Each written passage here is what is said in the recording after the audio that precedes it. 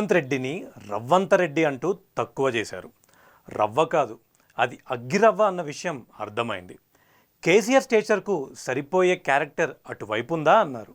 ఆ కొండను ఢీకొన్న క్యారికేచర్ ఇది అని చూపించాడు. ఓ చిన్న చినుకై వానై వరదై 9 ఏళ్లుగా తెలంగాణను ఏలుతున్న రాజకీయ కుటుంబాన్ని ముంచేసిన ఆ సునామీనే అనుముల రేవంత్ రెడ్డి. రేవంత్ రెడ్డి విద్యార్థిగా ఉన్నప్పుడు జూబ్లీహిల్స్ కొండల్లో స్నేహితులతో కలిసి సరదాగా సైకిల్ రేసులు చేసేవారు. అందులో నెగ్గినప్పుడు మిత్రులంతా అభినందిస్తుంటే, ఈ రేసే కాదు, నేను ఈ రాష్ట్రానికి సీఎం రేసులో కూడా ఉంటా, అది కూడా నెగ్గుతా అన్నారట రేవంత్ అప్పట్లో. ఆయనకు నిజంగా అంత డిటర్మినేషన్ ఉందేమో. అది దాదాపు నిజమయ్యే పరిస్థితి కనిపిస్తోంది. కొండారెడ్డిపల్లె అనే చిన్న ఊళ్ళో రాజకీయ ప్రస్థానం మొదలుపెట్టిన ఓ కుర్రాడు ఏకంగా కుంభస్థలాన్ని కొట్టాడు. తెలంగాణ గడ్డ మీద కేసీఆర్ను కొట్టేవారున్నారా అనే సందేహాలను పటాపంచులు చేశాడు. దశాబ్దాల తెలంగాణ ఆకాంక్షలను అధికారంలో ఉండగా నెరవేర్చి, అదే తెలంగాణలో అధికారంలోకి రావడానికి ఆపసోపాలు పడుతున్న కాంగ్రెస్ పార్టీకి ఆక్సిజన్ అయ్యాడు. ఇవాళ తెలంగాణ గడ్డ మీద కాంగ్రెస్ జెండా ఎగరేయగలుగుతుందంటే అది నిస్సందేహంగా రేవంత్ వల్లే అన్నది నిర్వివాదాంశం. ఎప్పుడు ఓవర్ క్రౌడ్తో నడిచే కాంగ్రెస్ రైలు బండిలో లీడర్లు, సీనియర్లు, సలహాదారులకు కొదవేం లేదు. కొంతమంది ఈ విషయాన్ని పైకి ఒప్పుకోకపోవచ్చు, కానీ అంతర్గతంగా అందరూ అంగీకరించే విషయం రేవంత్. కాంగ్రెస్ హామీలు, కర్ణాటక ఎన్నికలు, రాహుల్ గాంధీ పర్యటనలు, ప్రభుత్వం వ్యతిరేకత, కేసీఆర్ కుటుంబంపై కోపం, ఇలా కారణాలు చాలా ఉన్నాయి. కానీ వీటన్నింటినీ కలిపి కాంగ్రెస్ వైపు నడిపిన సారథి మాత్రం రేవంతే. కాంగ్రెస్ పార్టీకి ముందుగా సీఎంలను ప్రకటించే సాంప్రదాయం లేదు. ఓ చిన్న నాయకుడిగా రాజకీయ పయనం ప్రారంభించి అత్యంత బలమైన స్థానానికి చేరిన లీడర్గా రేవంత్ ప్రస్థానం మొత్తం ఆసక్తికరంగా ఉంటుంది. రేవంత్ పొలిటికల్ బ్యాక్గ్రౌండ్ లేదు, పార్టీ బ్యాకెండ్ లేదు, అసలు అతను ఎప్పుడూ అధికార పార్టీలో కూడా లేడు.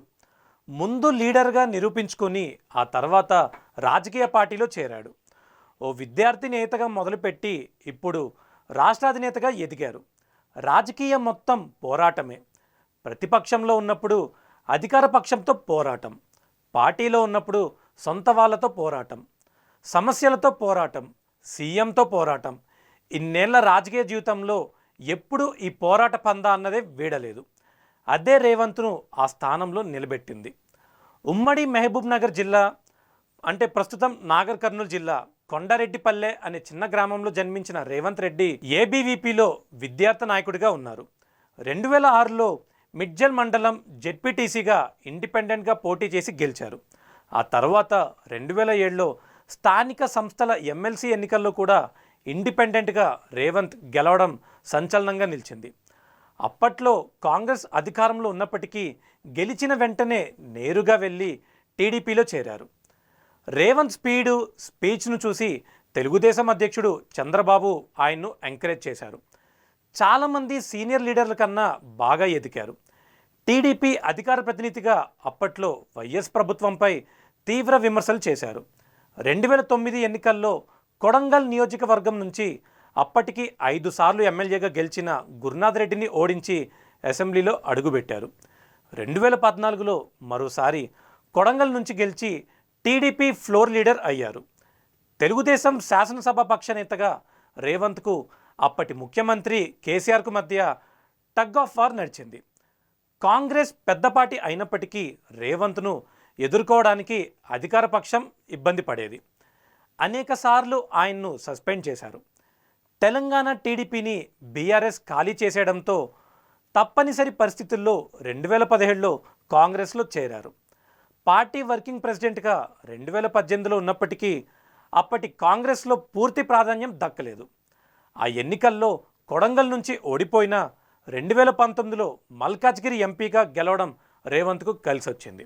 ఆ తర్వాత ఏకంగా టీపీసీసీ ప్రెసిడెంట్ అయి అధిష్టానం వద్ద తన మాట నెగ్గేలా చేసుకున్నారు. రేవంత్ ఎంత దూకుడైన నేత అయినా కాంగ్రెస్లో మాత్రం సంయమనం పాటించారు. మాటకు మాట, చేతకు చేత అన్నట్లు ఉండే రేవంత్ కాంగ్రెస్ సీనియర్లు, సహచరులు తనపై చేసిన విమర్శలను కాచుకున్నారు, ఇబ్బందులను ఎదుర్కొన్నారు. సీనియర్లు కామెంట్లు చేస్తే ఇంటికెళ్ళి బ్రతిమాలారు. టీడీపీ వాళ్ళకి పదవులు ఇచ్చారంటే నిమిషాల్లో రాజీనామాలు చేయించారు.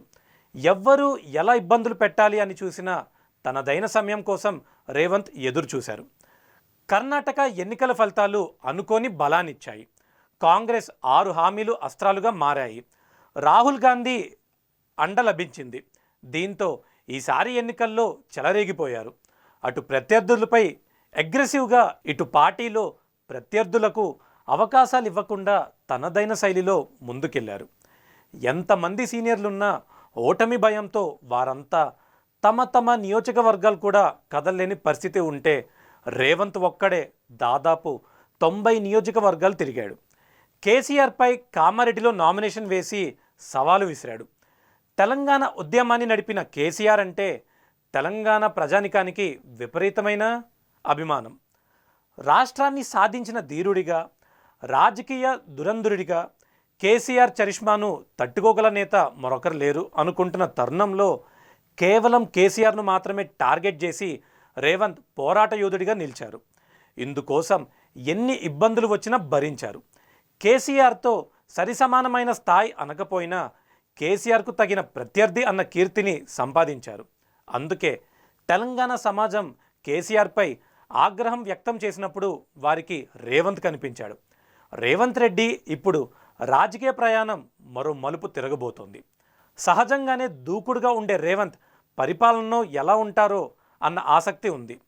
కాంగ్రెస్ వస్తే ఏం జరుగుతుంది, రేవంత్కు ఉన్న బ్యాక్గ్రౌండ్ ఏంటి అంటూ బీఆర్ఎస్ ఎన్నికలకు ముందు చాలా ఆరోపణలు చేసింది. ఆ భయాలకు తగిన కారణాలు లేకపోలేదు. ఇప్పుడు అవన్నీ తప్పు నిరూపించాల్సిన బాధ్యత రేవంత్దే.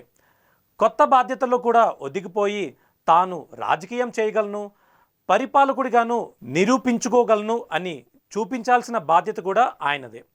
ఒక్కసారి అధికార పార్టీలో లేకుండా మంత్రిగా అనుభవం చూడకుండా నేరుగా ప్రభుత్వ అధినేత అవుతున్న కాంగ్రెస్ సారథి తెలంగాణ ప్రగతి రథసారథిగా మారతాడా లేదా అన్నది కాలం చెప్పాలి.